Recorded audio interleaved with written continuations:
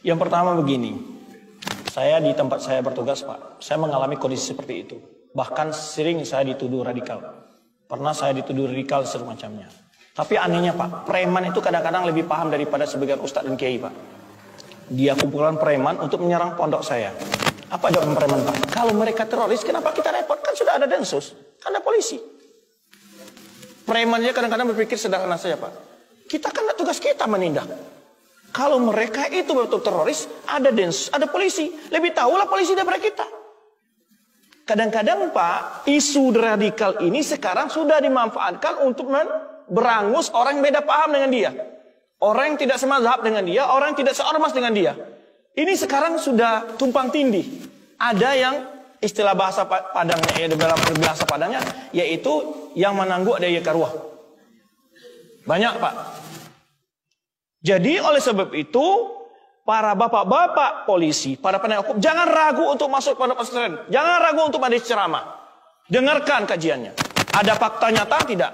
Kalau ada yang berfitnah dan membawa laporan palsu, dia yang perlu dipertanggungjawabkan. Biar tidak ada lagi saling provokasi. Karena saya sendiri banyak berpengalaman seperti itu.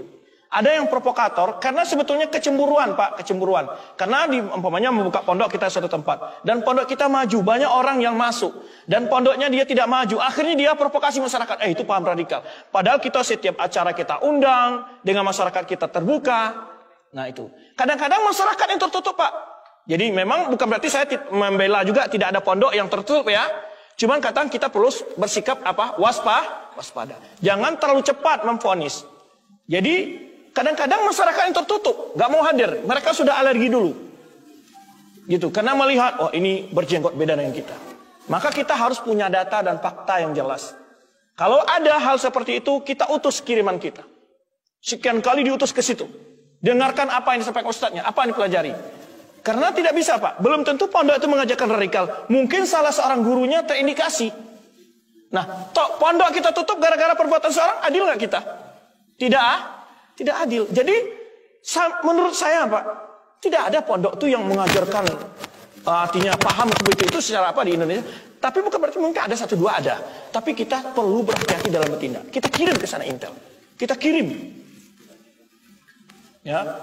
Dan lakukan penelitian. Jangan ambil dari sebelah informasi. Kalau ada yang menuduh, panggil pihak yang tertuduh. Hadap-hadapkan. Apa menurut Bapak pondok ini apa kesalahan-kesalahannya? Kan gitu. Dengarkan penjelasan dari pemimpin pondok. Kita cross check. Oh rupanya bukan nggak ada sama. Kadang-kadang memang tidak ada masalah kadang-kadang Pak. Cuman karena ada kecemburuan sosial kadang-kadang. Itu banyak terjadi dengan masyarakat. Tapi memang juga kita waspada. Bukan tidak ada di sana pondok-pondok yang memang mengkonsep paham seperti itu. Saya tidak menafikan. Cuman dalam menindak kita jangan terbiasa menerima informasi dari salah satu pihak saja. Dan kita harus membanding, kalau dalam bahasa polisi dan intel kan ada namanya kontra. Ya, harus ada. Kita kirim juga di sini, di samping intel kita juga kita kirim, dikirim pula orang yang lain juga. Gimana informasi kita dapat? Baru kita panggil kedua belah pihak. Panggil belah pihak. Jangan pernah menerima informasi dari satu pihak. Dan apabila ada informasi kita bilang, Anda bisa mempertanggungjawabkan ini. Itu akan berarti provokator Pak. Anda bisa bertanggung jawab kalau Anda tidak memperjuangkan, Anda terkena dengan memberikan informasi bohong. Ini pasalnya. Saya karena berproses seperti itu Pak. Akhirnya yang provokator ciut. Ya, sekian yang diundang yang provokator itu satu orang berani hadir Pak.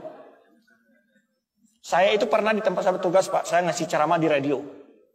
Namanya Dia Paris di satu radio swasta, Dialog Pakar Islam. Saya biasa aja aja. Ada orang provokator, dibuat oleh dia 40 tanda tangan Ustadz atau Kiai, dilaporkan ke Polres. Ini orang meresahkan masyarakat. Dikirim ke Bupati, dikirim ke MUI, dikirim. Pokoknya jajaran, Muspidah. Semua. Saya dapat dari Intel, Pak. Nama-nama orang semua. Ini Ustadz. Dan mereka mengancam, kalau tidak diberhentikan dia mengisi di radio, terjadi anarkis kami tidak bertanggung jawab.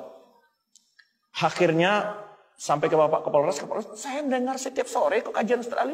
Gak ada yang provokasi, gak ada yang masalah. Di mana masalahnya? Terus didatangilah orang yang tanda tangan ini. Setelah dicek, kenapa Bapak tanda tangan? Kami gak ada tangan apa ini masalahnya, bahaya nih Pak. Ini ada anarkis ancamannya.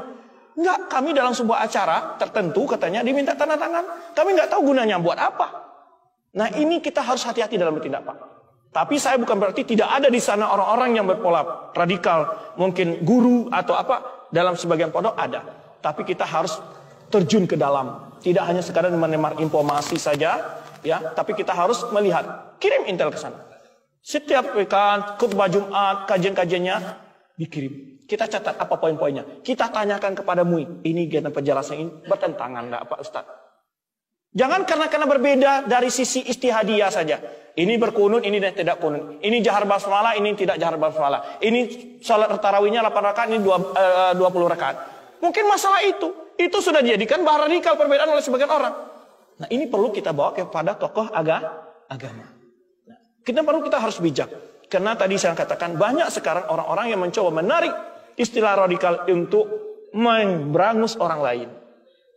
Nah, saya setuju sekali seperti itu. Dan jangan pernah membiarkan jika sudah ada provokator, itu cakap dicari provokatornya, dan kita minta Anda bawa bukti kepada saya. Kalau Anda tidak bisa membawa bukti, Anda saya anggap memberikan informasi bohong.